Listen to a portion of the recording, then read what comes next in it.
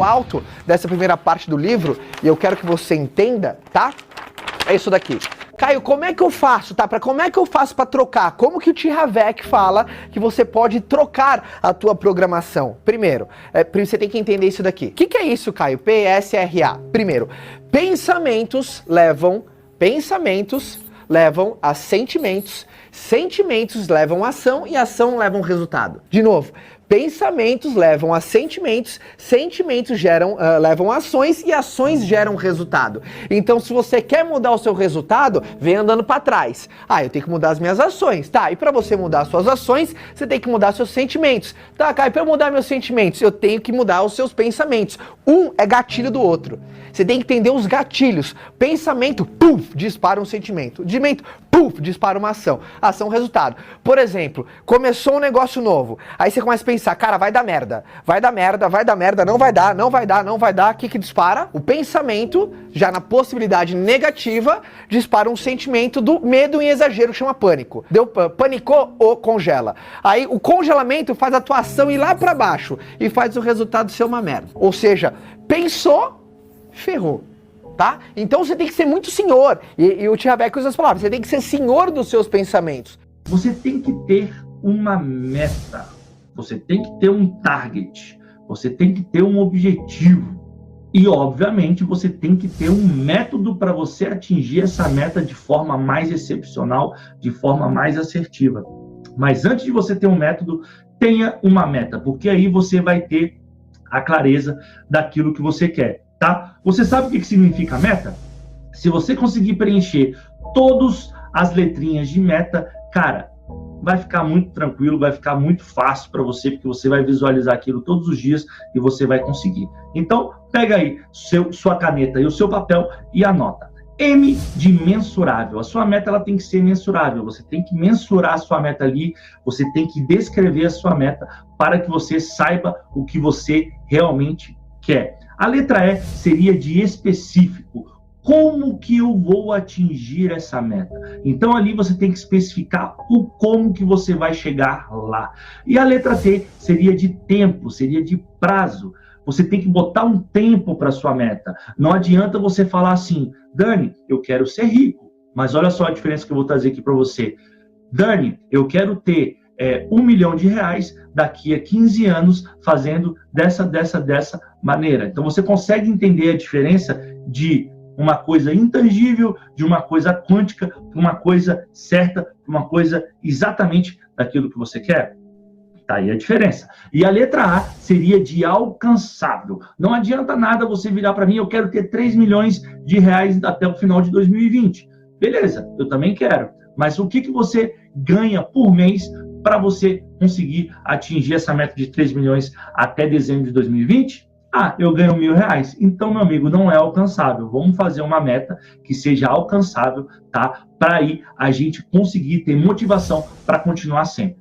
As pessoas ricas assumem o compromisso de serem ricas. As pessoas de mentalidade pobre gostariam de ser ricas. E por que eu digo que esse arquivo aqui teve um grande peso na minha vida? Quando eu comecei a ler esses livros de educação financeira, que acabou sendo um caminho sem volta, virou a chave na minha cabeça, com 20 anos de idade, em uma dinâmica de grupo, eu estava na Academia Militar no 2º ano, quando um major, que era um psicólogo, perguntava para cada cadete o que você quer fazer, né? Daqui a um tempo, quando formar, o pessoal falava, eu quero ser paraquedista, eu quero ser guerra na selva, eu quero ser comando.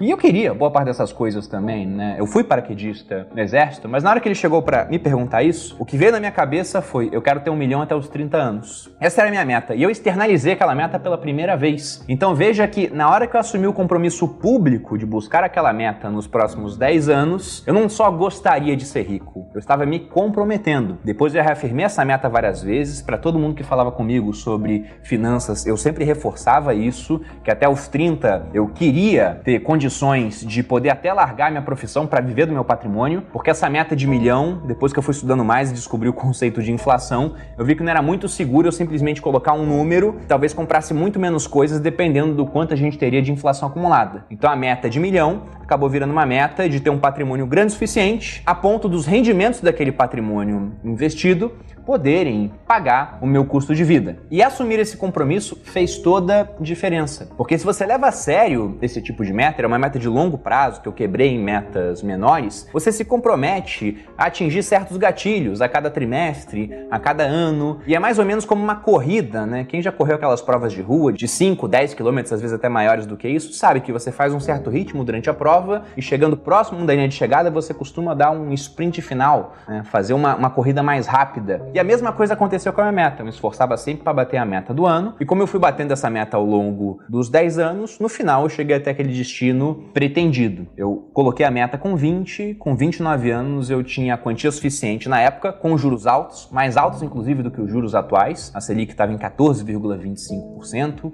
tinha LCI pagando 16%, 18% ao ano. Com mais ou menos uns 880 mil, eu já tinha rendimentos suficientes para pagar o meu custo de vida. E aí pude vir para trabalhar na internet e focar de vez no meu negócio. Mas tudo isso porque eu assumi um compromisso lá atrás. Para essa dica, primeiro eu quero que você faça uma reflexão. Para pensar nas pessoas mais próximas a você, as pessoas que estão à sua volta, seus amigos, seus familiares, as pessoas do seu trabalho, tá? Para pensar sobre ela. E aqui não é julgamento do tipo de quanto dinheiro as pessoas têm, porque quando eu falo em pessoas positivas e bem-sucedidas, não necessariamente é pessoas que são milionárias, que têm um caminhão de dinheiro, mas simplesmente são pessoas que te colocam para frente, que te apoiam, que já têm algum sucesso na área que elas atuam, e às vezes esse sucesso não é necessariamente na área profissional, mas às vezes na área pessoal. Você vê assim, ela é uma pessoa que você admira pra caramba naquilo que ela faz, ou que ela cuida muito bem das pessoas que estão ao redor dela, ou que ela cuida pra caramba da saúde dela. Então tem algum nível de sucesso na vida delas, pelo menos em uma das áreas, que se ela trabalhasse um pouquinho, aquilo poderia fazer sentido em outras áreas da vida delas. Então você para pensar dessas pessoas que estão ao seu redor, você se pergunte, essas pessoas apoiam minhas ideias? Elas apoiam minhas decisões? Quando eu apresento alguma coisa que eu quero fazer, elas te colocam para frente ou simplesmente riem de você, te colocam para baixo, diz que você está ficando muito diferente, que você está se afastando, que só quer saber de estudar, disso, não quer mais sair para beber com os amigos e tal? E, obviamente, tem que existir um meio termo, tá? Mas para pensar nessas pessoas, para pensar se elas te apoiam de fato ou se elas te colocam para baixo, para você conseguir identificar, poxa, quem são as pessoas que realmente me colocam para frente? Porque por mais que você seja resiliente, por mais que você tenha uma mente muito legal, é muito chato você ter alguém ao seu lado que está toda vez te colocando para baixo, está jogando terra nos teus projetos. Muitas vezes você vai precisar se afastar. Então, a dica que eu dou aqui nessa lição é que você foque mais em estar o seu tempo ao lado das pessoas positivas, ao lado de pessoas bem-sucedidas e, principalmente, busque se aproximar daquelas pessoas que você enxerga como as mais bem-sucedidas ou aquelas pessoas que você realmente modela. Problemas são oportunidades, isso mesmo. A maior parte das pessoas pobres vê problemas, como ó céus, ó vida, ó azar, eu não consigo porque isso, eu não consigo porque aquilo, nunca, tem sempre algum problema. E a solução desse problema nunca está dentro da pessoa, a solução desse problema está sempre em algum lugar. Ou seja, a pessoa fica estacionada esperando o milagre acontecer para o problema ser resolvido, ok? Cara, não dá para fazer isso, né? Não dá para fazer isso. A pessoa rica, que tem a mentalidade rica, ela vai ver aquele problema como oportunidade. E o que acontece? Poxa, se eu solucionei esse problema, às vezes é uma fonte de dinheiro, porque eu posso solucionar para muitas outras pessoas. Por exemplo, um despachante, um contador, né? Cara, você pegar fila em repartição pública é uma porcaria, é um problemão. E isso é uma oportunidade para muitas outras profissões.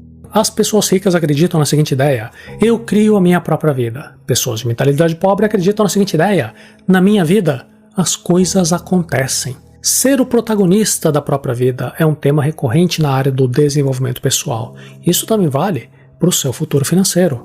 Você precisa ser o protagonista. Significa que você deve ser o responsável pela criação do seu futuro. As pessoas honestas que construíram as fortunas do zero tiveram que ser proativas.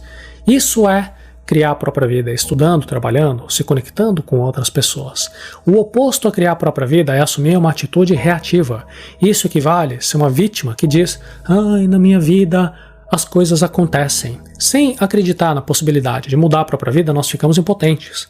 Nós acreditamos que o nosso futuro já está determinado pelas circunstâncias. E a vitimização é não assumir responsabilidade pelo próprio resultado e sempre culpar os outros e ficar reclamando. E é claro que o ponto de partida tem um enorme peso na situação financeira de cada pessoa. Preste atenção no seu caso, por exemplo. Você tem a vantagem de ter acesso à eletricidade, conexão à internet. Por isso você está aqui. Então você está numa situação privilegiada comparada com uma outra pessoa que vive em absoluta miséria. Essa vantagem ajudará você a construir a sua vida com prosperidade financeira. Mentalidade milionária vê tudo como uma oportunidade. Mentalidade pobre vê tudo como um obstáculo. Você chega para uma pessoa milionária, cara, e se a gente abrir um negócio e fizer isso? Opa, top, hein? Ó, dá pra gente fazer isso, investir aqui, bota uma grana aqui, não sei o que lá. Chega pra um pobre, mentalidade pobre, e se a gente abrir um negócio? Não dá.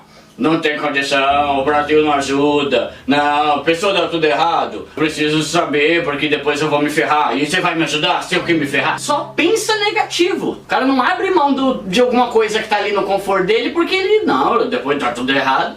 Não, mas nunca vai sair disso. Não tô falando que você tem que fazer tudo na empolgação e não pensar, não.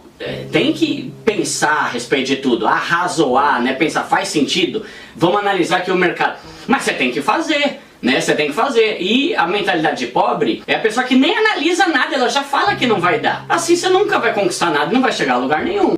As crenças da mentalidade pobre paralisam psicologicamente a pessoa, aguardando sempre pelo momento ideal, perfeito, para que hajam efetivamente. Porém, nunca haverá um momento perfeito. Na busca por uma vida sem complicações, as pessoas encontram outros problemas pelo caminho. O segredo do sucesso mesmo é crescer pessoalmente para se tornar maior do que a adversidade e explorar oportunidades que passam. A pessoa de mentalidade rica, ela se prepara, planeja, gerencia riscos e age vencendo cada dia mais o seu medo.